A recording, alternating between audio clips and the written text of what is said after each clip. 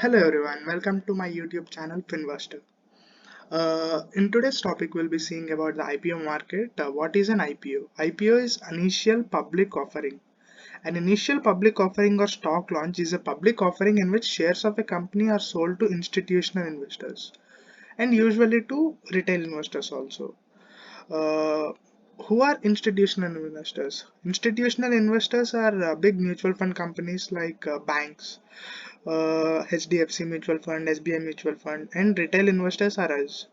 An IPO is typically underwritten by one or more investment banks who also arrange for the shares to be listed on one or more stock exchanges.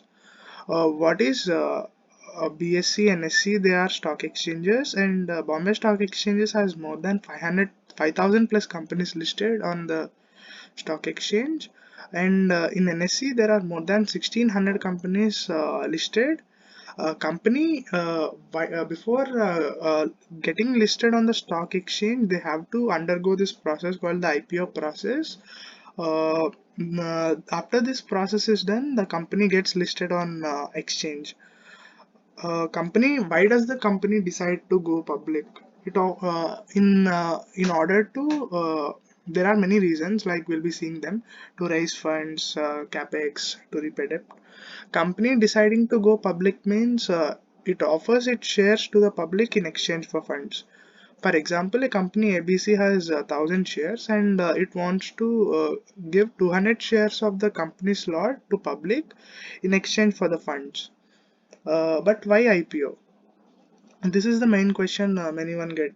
Why can't they just borrow from the bank and those all? By offering its shares to us, it makes us partner and shares the risk of running the business with us. So basically, if the company does perform well, we will be benefited from that. That means it is sharing the risk of their business with us.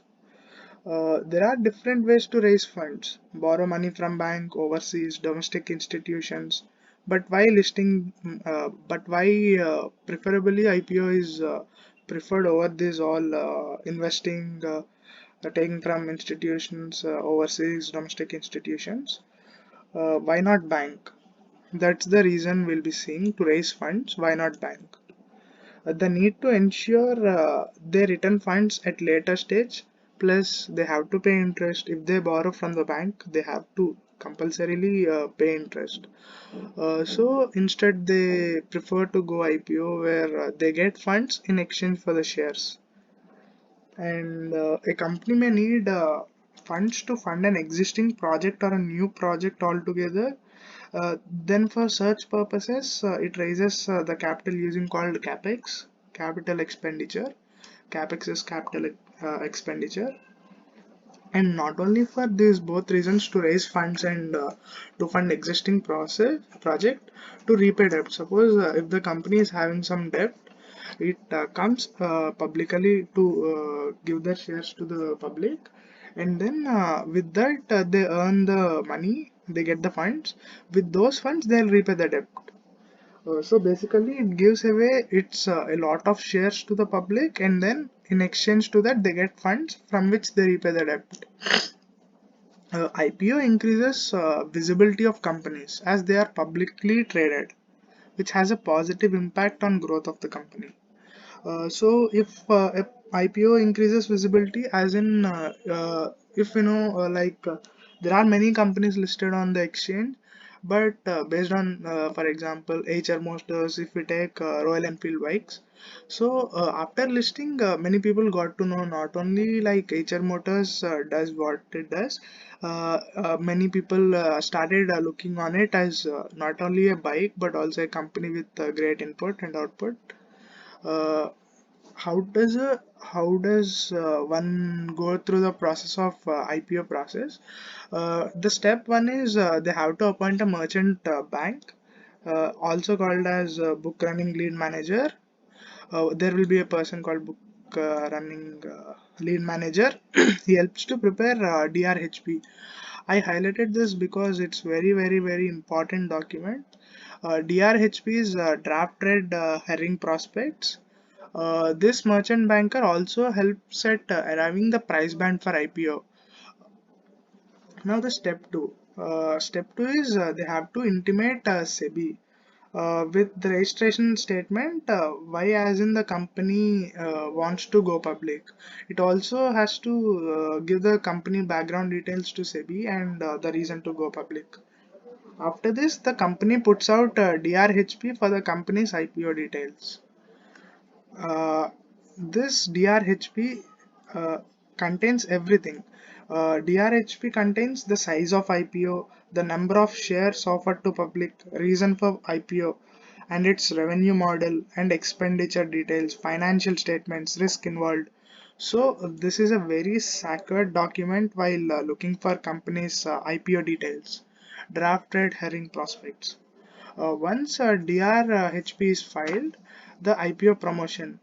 Now the company which wants to go to IPO, they can promote like television ads on the internet, anywhere. And the price band. The price band is between which it would like to go public. The price band, like suppose it want to list in the stock exchange, like uh, for each share they're providing, they want 100 rupees or 120 rupees. So there will be a price band like 100 to 120. The people can bid, like suppose I want for 110. Public can think of a fair price collecting all price points. This is called book building. It collects all fair price points. If the price band is between 100 to 120, I want it at 110. So I am thinking that 110 is a fair price. Collecting all these price points, this is called book building. Closure. Price is decided usually at which maximum bids have been placed. Suppose if the price band is 100 to 120, max bids are at 110 or 111 something. So price is decided at the number of maximum bids placed. So most of us have placed, suppose most of us have placed at 110. So the price would be at 110. And the listing day.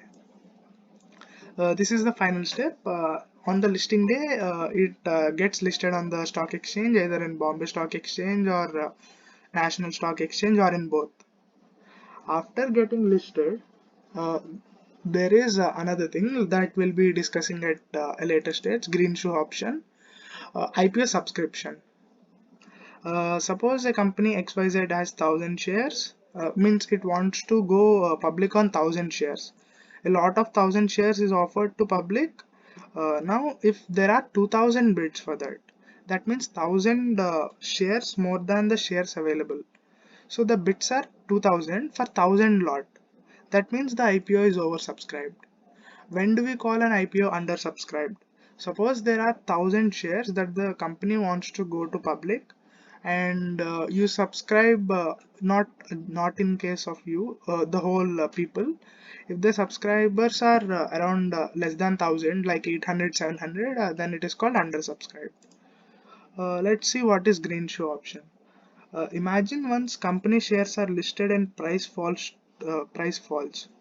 Now this green shoe option permits underwriters to buy an additional 15% of shares at offer price if price of newly listed shares start to fall below issued price, thereby supporting the falling price. This is called green shoe option. Thanks for watching. If you like the video, please like, comment, share and subscribe.